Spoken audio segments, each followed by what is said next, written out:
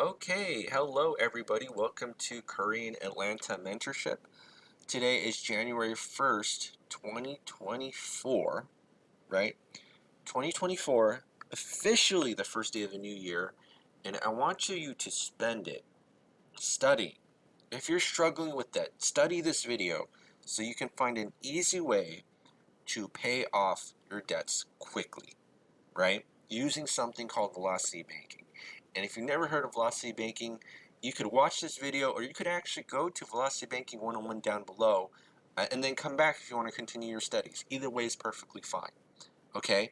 So, what is velocity banking? All it is this easy method to pay off your debt, pay less interest, pay it quickly, right? And still have control of your money, right?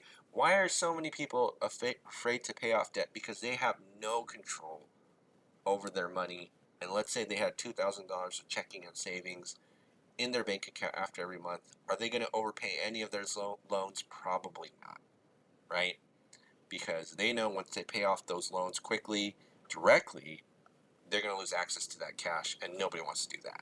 Okay, so what I've done here is I've gotten the actual average household income in this country after tax. So the way that I got it is I went to the Census Bureau, right? So the Census Bureau, I went to their website, and one of their publications, they wrote that the average household income was 74 grand in this country. 74 grand. And then I put that in an after-tax calculator, and you know what? The website that gave me the after-tax figures was 4,600 a month approximately. And here's the thing, I've come up with a situation where after all expenses are paid, right, we have only about $150 left in our checking savings. Now, I don't know about you, but if I had only about $150 left in our checking and savings, wouldn't you be freaking out? I probably would be freaking out. So let's figure out how to pay off this debt quickly, okay? So here's the thing.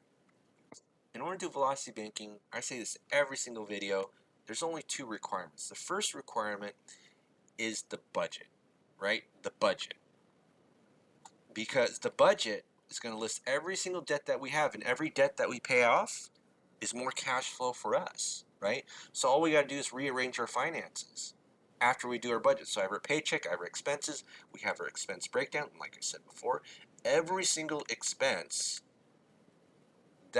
every single debt that we have is going to be an own line item expense, and we're going to figure out how to pay off the debt quickly, right? And the beauty of this household is they have a mortgage, right? And that means that they're a homeowner. Now, again, a lot of people overbought for their properties from 2020 to 2023, and they probably have little to no equity, right? Little to none. Okay, but let's just assume that this person bought the property, right, and it has some equity, right? And what is equity, you might ask? All it is the home value minus all of your debts associated with your home. So if the home value is maybe like 250,000, right? And how do you know that? It's because the house across the street that's exactly like yours sold for 250,000. That's what they call real estate local comparables. Minus 200,000, okay? Then your equity is 50,000. Let's just assume that we have $50,000 of equity, okay? And if you multiply that by 80%, right? That should be hold on, 50,000. So let's just do a quick calculation here. 50,000 times 0.8, right? That means the bank is willing to lend you, kind of like a credit card, up to $40,000 in the form of a home equity line of credit. Okay, so in this example, what we're going to do is we're going to use our line of credit, our home equity line of credit. You might ask, what's a line of credit? Huh? In fact, I talked to one of my friends yesterday. I talked about line of credit. He owns real estate, and he had no idea what the term line of credit means, right?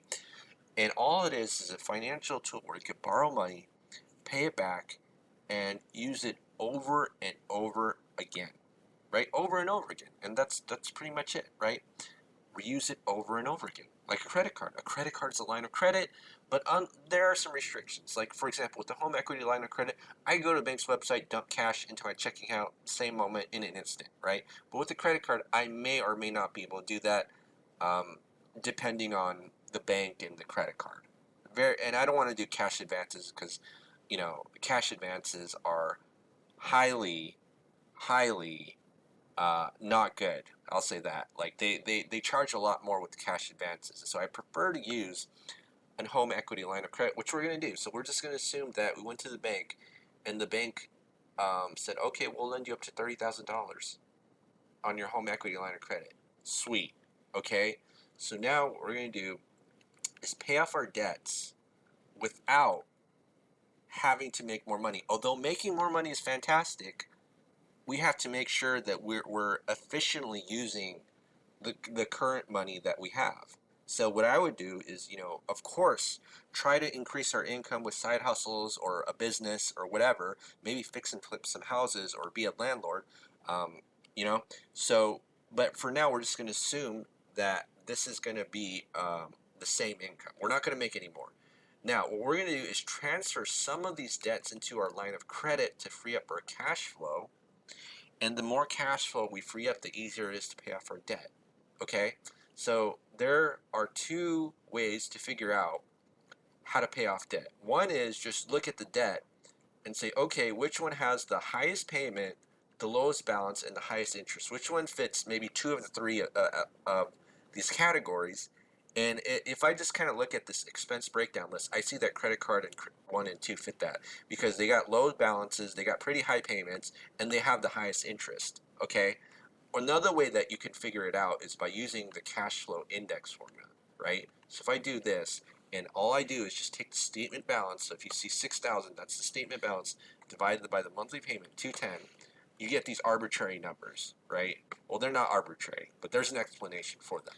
Divided by 325, and then divided by 15,000, divided by 290, right? You just keep plugging in the formula of the statement balance divided by the monthly payment, okay?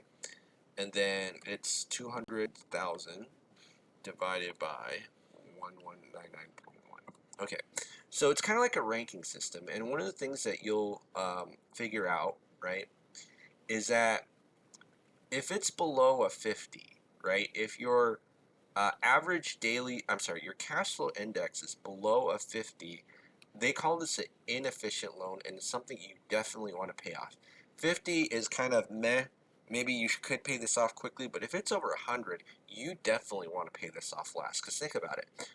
You pay off $200,000 and you only get $1,200 back in cash flow. I don't know. You know what I'm saying? So it's kind of like a ranking system. But this is what I'm going to do. I'm definitely going to move these two. So that's 16 grand, right, into here. 16 grand, okay? And what we're going to do, so we'll call this month 0.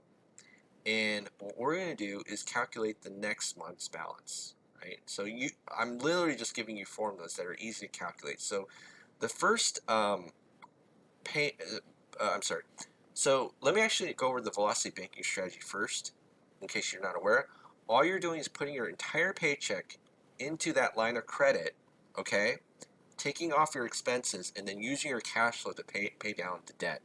Now, let me just do this here. So I forgot to copy this, okay? We're going to have a column called velocity banking. We have 0 checking and savings because we're dumping our entire paycheck into the line of credit. And what's our cash flow right now? It's going to be 150. So C2 minus C3, right?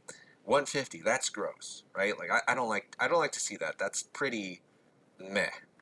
But if we do this and pay, so go to the bank's website, put 16 grand in our checking account, like 16 grand, right? We do this, and then pay off these two debts. And now this is going to be 0. This is going to be 0, and then this is going to be 0, right? Look at our cash flow has jumped and we didn't even do anything, right? So we put our paycheck in here. It does two things. It satisfies the average daily balance, right? And then it minimizes the interest, right? Because, it satisfies the monthly payment, right? So you don't really have to take that into account. And it minimizes the interest because it's going to be the lowest of the average daily balance, okay? So now what we do is, I'm going to just say there's 0 interest paid in month 0 because that's like the first month you do it. And what we're going to do is just come up with some formulas. So it's going to be H2 plus I2 minus our cash flow, which is 685.9, right? So this cash flow is right here, okay?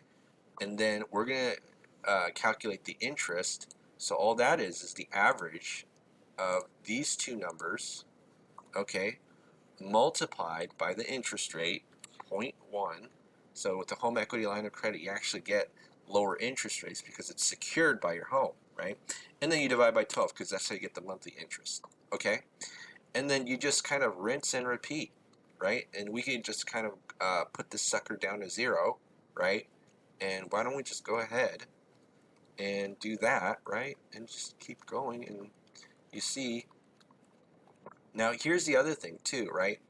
If you're interested in freeing up this 290 in cash flow, which is not that much compared to the 15 grand, you certainly can do that.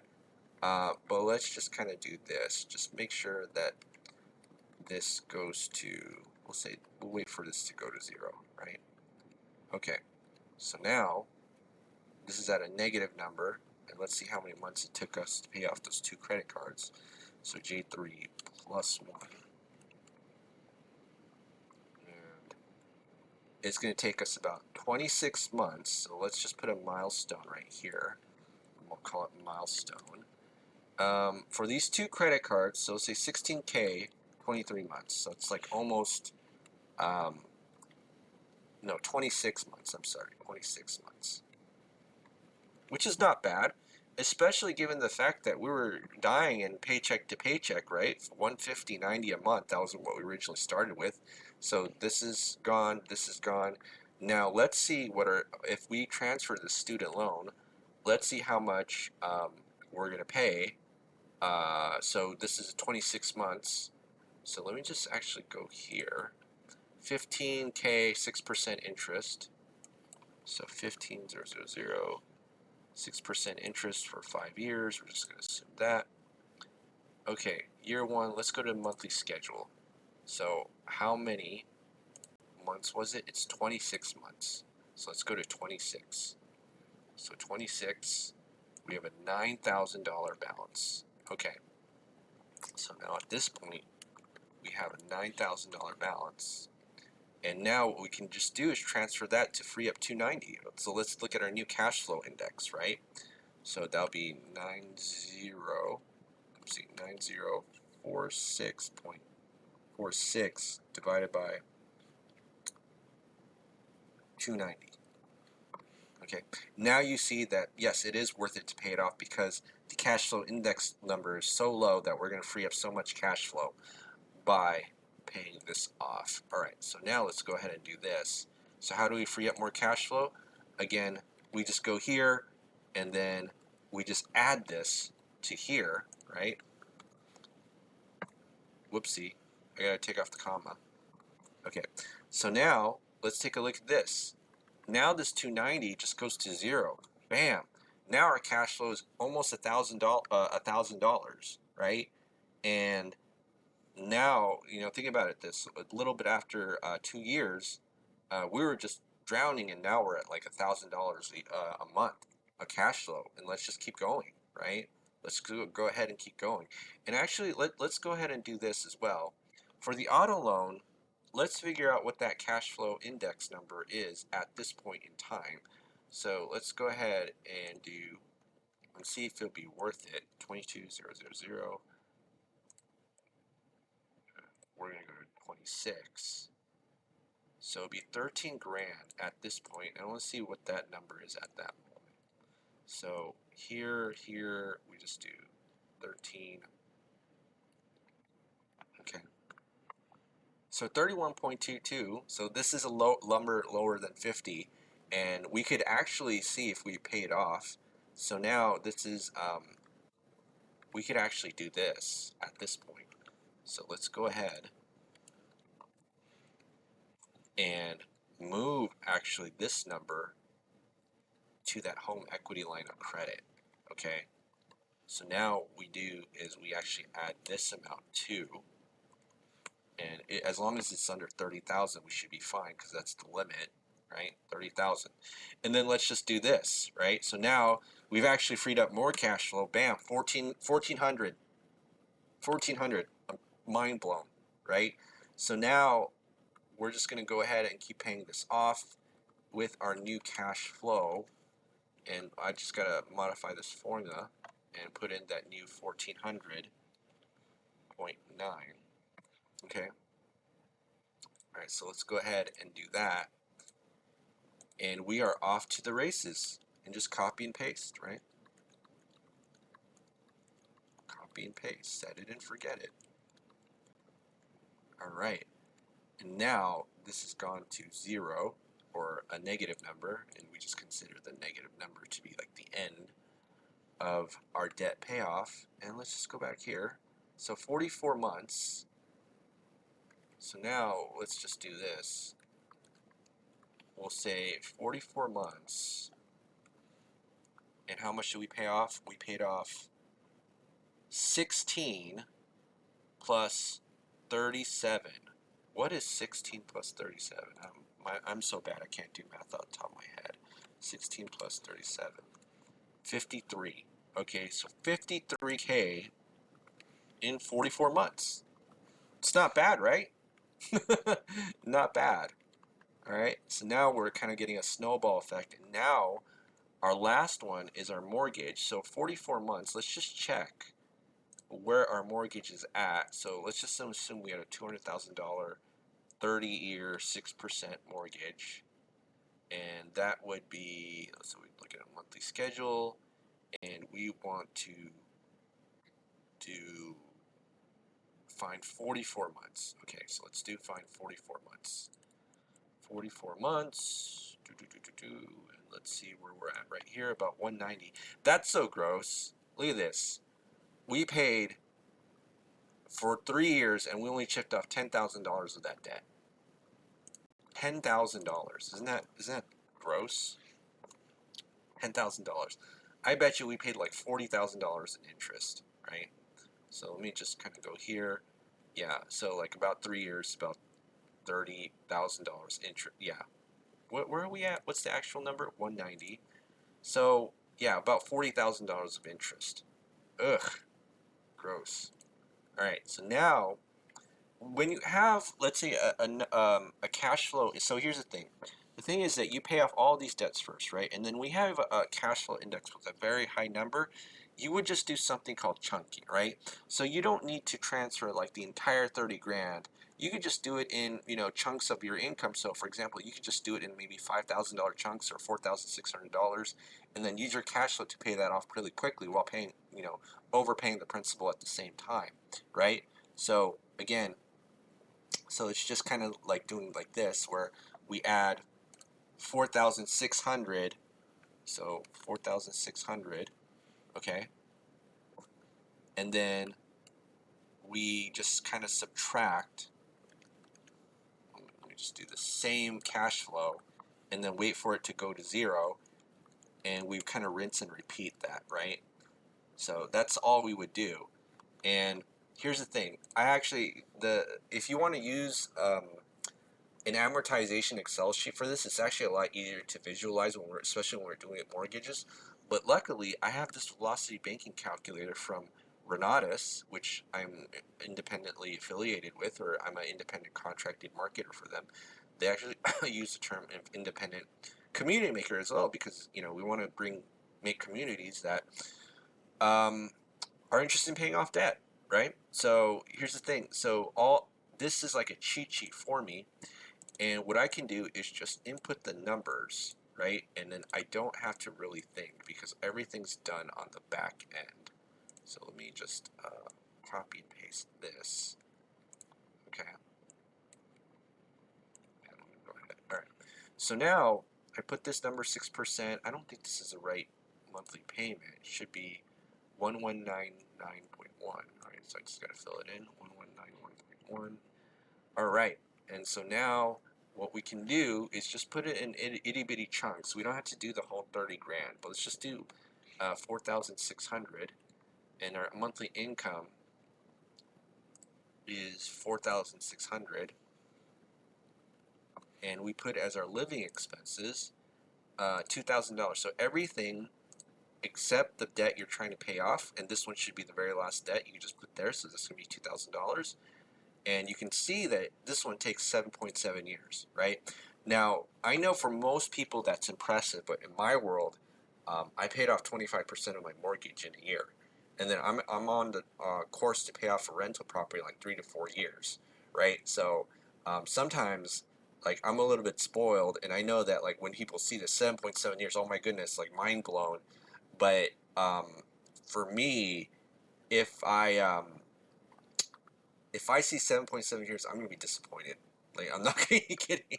Just because my perspective is skewed. It's like, you know, if you're a Olympic gold medalist and you make silver, your life's over. But for most reason, for most people, they'd love to have silver, right? But if you've traditionally been a gold medalist and you get silver in the Olympics, that's what this is to me, right? But again, mine. So look at this: 7.7 years. 7.7 years. Okay. So how much is 7.7 years in terms of months? Or maybe we just do it like this. So 7.7 years plus 44 months, and I just got to do a quick calculation of what 44 months is. That's 3.6 years. So that would be 11 point, is it 13? Let me just do this. 3.6 plus 7.7. That's 11.3 years. So 11.3 years to be completely debt free, right? And so if we do this, this is 0. Look at that. Look at that, 2,600. And now this is actually going to be 2,600 that we're going to have in our checking and savings. And that money is going to build up and grow really easy from month to month, right? So we got another 2,600 a month, 1 month 2, and then this is like month 3, right? And then so now we're going to really grow our money, or just save it without really having to do anything because we're debt free, right?